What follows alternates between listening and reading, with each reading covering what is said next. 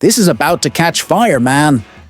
When a team makes a decision like this, they're either genius or digging their own grave. And you, true Formula One fan, are gonna want to know what's going on behind the scenes. If you really love F1, subscribe to the channel right now. Let's hit 1,000 subscribers and show that this fan base is a powerhouse, not just a sidekick. Just think about it. You finally lived the dream of being a starter on an F1 team. You're there, race suit stitched up, name on the car, ready to put on a show. But right off the bat, the bosses make it clear they're watching you. With a magnifying glass, you feel like any mistake might be your last.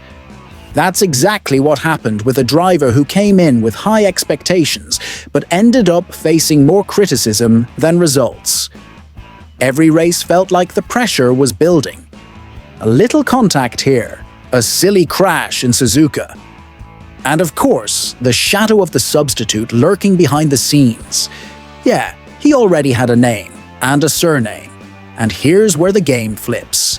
Because the Argentine Franco Colapinto, ex-Williams, already has his race suit ironed and helmet in hand. The guy entered F1 under pressure, but he delivered points in Baku, Q3 in Austin. Meanwhile, the other driver, well, the average position doesn't lie. He came up short. If you haven't figured out who we're talking about yet, hold tight. Jack Doohan, Alpine driver in 2025, is on the verge of losing his seat. And according to sources inside the paddock, Franco Colapinto may already be stepping into the A525 cockpit in the next rounds.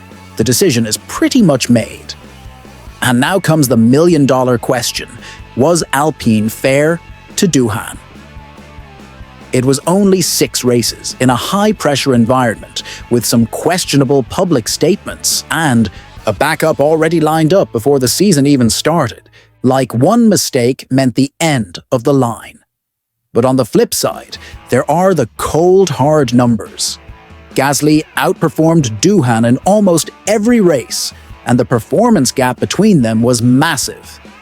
In a category like F1, where every tenth of a second is worth millions, patience isn't exactly a team's strong suit. The pressure also came from behind the scenes. Flavio Briatore, a big name at Alpine, has a history of cutting drivers without much warning. And this situation even reminds us of Alexander Wurz, who fell out of favor after clashing with the boss. With Doohan, the warning signs were there, even before the lights went out. And finally, there's one factor that weighs more than speed: money. Colapinto brings strong sponsorship from Argentina and commercial support that Alpine might really need. In other words, talent and cash. A combo that tends to earn serious space in the garage. Now tell me, do you think Jack Doohan deserved more time in Formula One? Or was Alpine right to already prep the switch for Colapinto? I want to hear your thoughts in the comments. And don't forget to share this news with your friends on social media and subscribe to the channel because there's a lot more hot F1 backstage content coming. This is just the beginning.